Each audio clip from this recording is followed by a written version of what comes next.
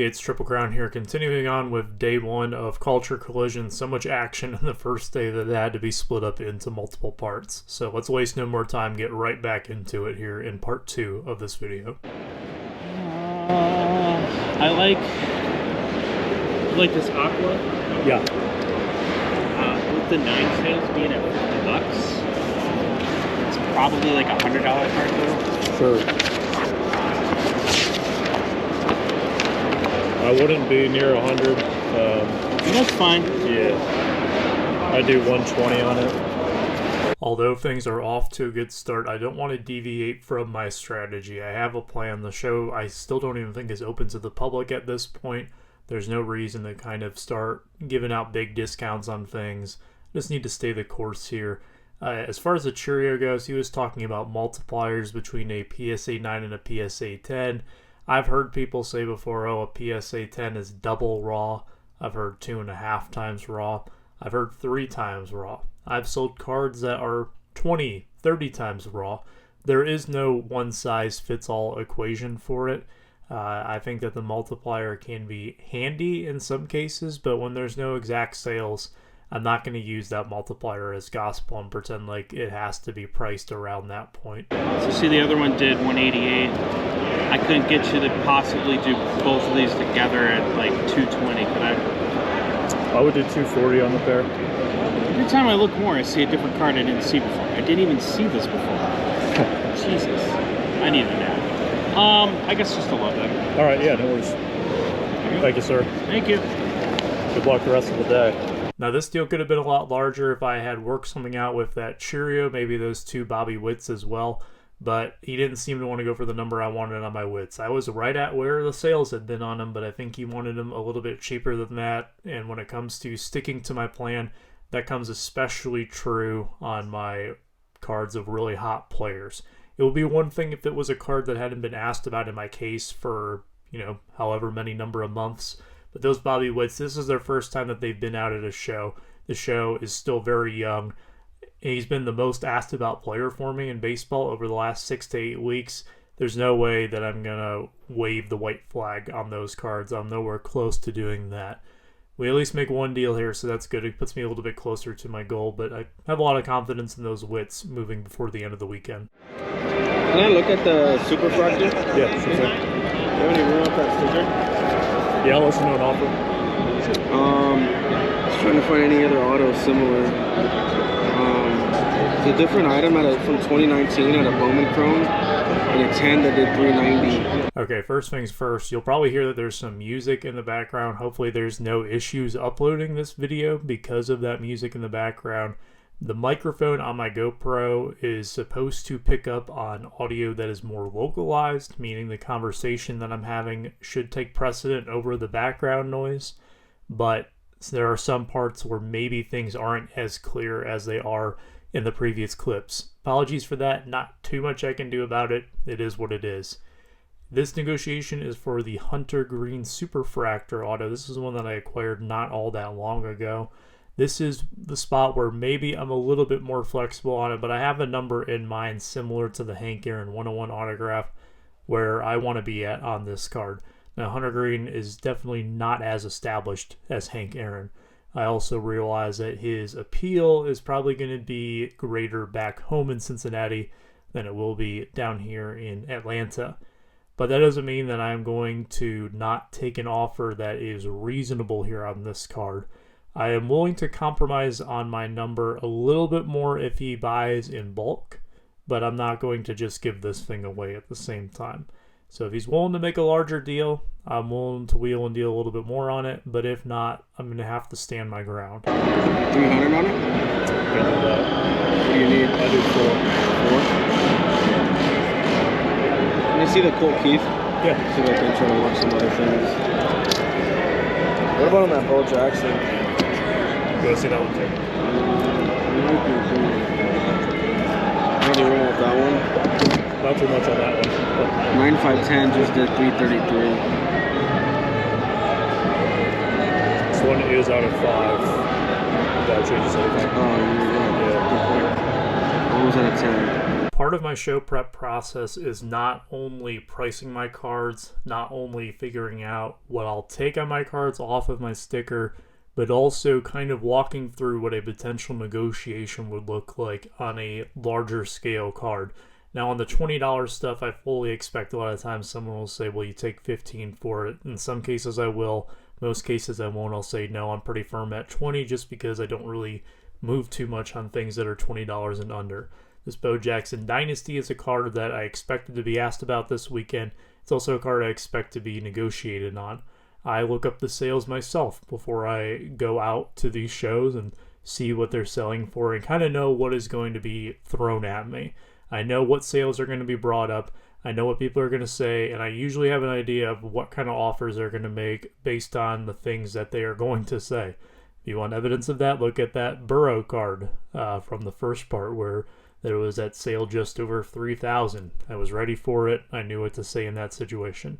This Bo Jackson here, it's from a year of Dynasty where the difference in color in terms of the background isn't as apparent. It's not as easy to tell which ones are out of 5 and which ones are out of 10.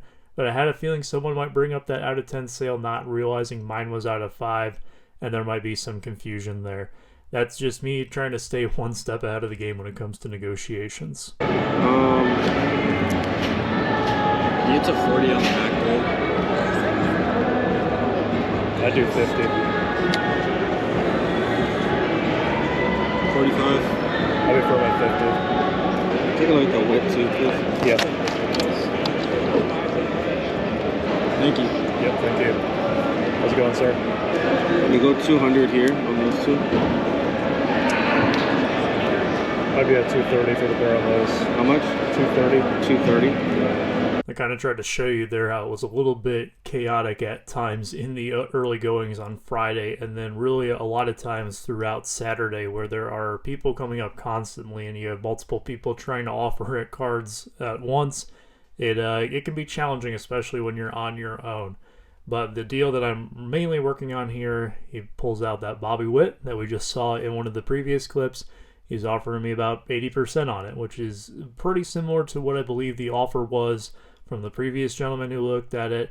That to me says that it's probably priced pretty fairly right now, and it gives me a little bit more conviction that I'm going to get closer to my number on it when it eventually does sell. It might be right now, might be later on in the show, but every single time I get that offer and I get that interest from it, I feel a little bit more confident in my price and being able to get what I want out of it. It's like 8% off the last cards at 230.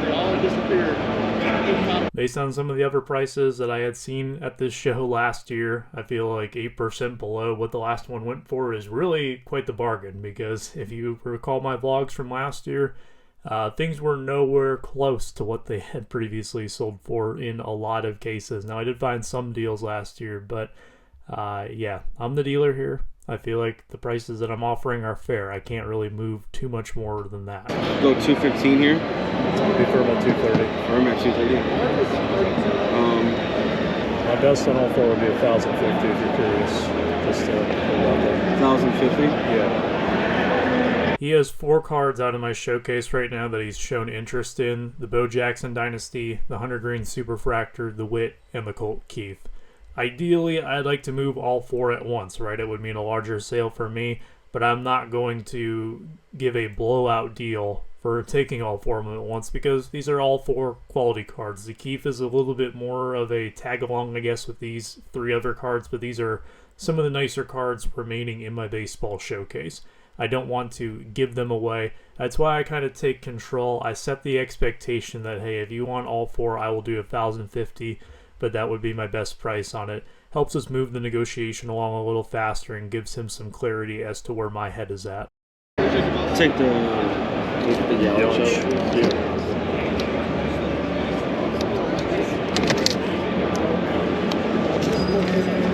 Look at the Walker Jenkins GP kit. Yeah, sure. I'm gonna hang tight there. Yeah. I'm gonna hang tight on the Colt Keith for now. What's your bottom here? 420. You do 4 on that? I prefer about 420. In the instances where I am asked what my bottom price is and I actually give that number, in which point the buyer then counters with an even lower number than that, I always find it a little bit amusing. there's no secret code word or way to get me to lower my price anymore. If you ask me for my best price and I give it to you, I'm shooting straight with you. There's not really any other hidden discounts I can give you. That's it. That is truly my best price when I say that is my best price. I don't really want to come down too much off of it. It's tough. I really like these. I think these two are the ones where we're kind of, I still want to figure this out. Last year did 188 in December. Yeah. And then this one, it's a tough one. There's nothing recent on it. I'll be at 6 here and 4 here. We get to 380 here. I gotta stay at 4, but thank you for the offer. I don't know. I guess it's the price of doing business. So you're at 4. What was that? 420. So an even 1,000. 420, 180, 4. I'd toss the Yelich in for free if that does anything for you. That's not much, but that's fine. I'll take a shot on it. That's fine. All right, cool. So an even 1,000? Yeah, for those 4. Are you cash only, or will you take any electronic? I have Venmo if that's cool with you. Let me try Zelle as well. I'll do Zelle. Venmo's been giving me issues. I didn't make myself perfectly clear there. I was kind of insinuating that it would be 1,000 for all 4 cards, including that Yelich, which I think was an extra $20 in sticker price that I had thrown in. I think it came off more as I was asking for 1,000 with the extra $20 to make it 1,020, but I basically told him to make it an even 1,000. And it worked out to my favor a little bit because that way I was kind of able to reframe this as, hey, I'm just going to throw in this Yelich if you give me my 400 on the 100 green. How I work it out of my spreadsheet is up to me, however I want to count that. But he seemed to go for it that way, and we come to a deal. That one was a longer, hard-fought battle. But again, I held my ground. I got my number on all of those cards, and I was pretty pleased with myself because I definitely was not as confident in that 100 green as I was with the Bo Jackson and the Hank Aaron, less proven player, of course. But my read on it was correct, and I made the right decision when I bought it. Good luck the rest of the way. Do you have room on it? I'll listen to an offer. Here, I'll show you this. This is the only sale I see.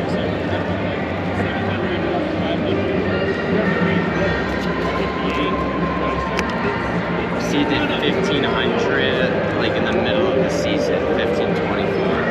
Yeah. So I think it's down a little since then, I would say. Okay.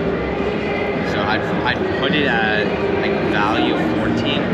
Okay. I'd offer you 12 cash. I'll do 14. That's gonna be it. He's asking about my 2020 Optic Burrow Lime Green. These are numbered to 35. It's a PSA 10. I gotta imagine it's pretty low pop. But an Optic Rookie Burrow that's numbered PSA 10 is not exactly a card that I'm in a rush to get rid of. Most people haven't asked about it because there hadn't been a sale of it since September of 2023 up until right around Thanksgiving time when 2 of them popped off at $15.75 and $15.25.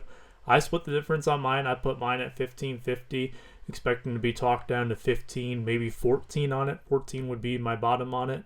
But here he wants to value it at 14 and then offer me 12. Look, an 86% offer on a Burrow card like that isn't going to do much for me. And last time I checked, I was the dealer here. So I don't know where we come up with this idea of giving a value on my cards and then offering a percentage, but that's just not the way it works. Did you do 140 on your lamp?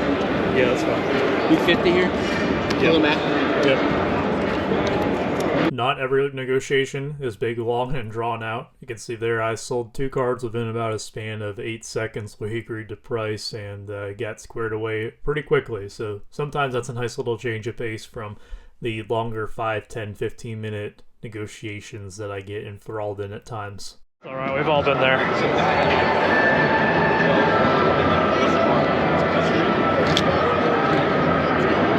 Finally, I'm getting into what is kind of one of my first walk-ups of the show. And by walk-up, I mean someone who comes up to your table looking to sell something. The thing that comes up to my table is this awesome Nolan Ryan ticket. It was kind of tucked away in his Zion case. I saw 2 unusual sized slabs and curiosity got the best of me. I took a look at them. I see this Nolan Ryan signed ticket from the 1984 All-Star Game. Then I also see a Perez Steele signed Yogi Berra postcard. Not as interested in the Berra, but the ticket has definitely piqued my interest. Also a Blue Ice Ohtani. you know I love my blue ices. And with a player like Ohtani, yeah, I definitely have to ask about that one as well.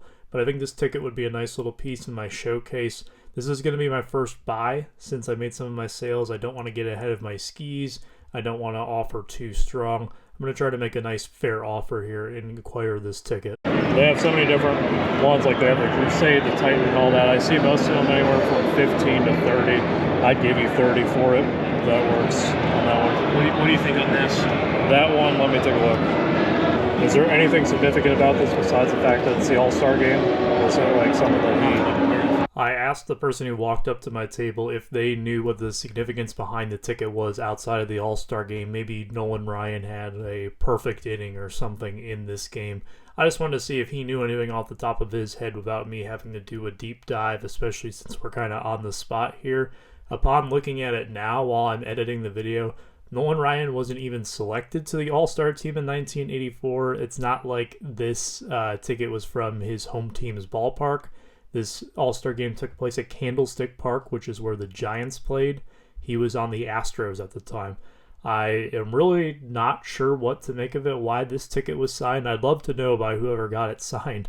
But if there is a reason why this ticket would be more related to Nolan Ryan, I'd love to hear it if you have any feedback in the comments down below.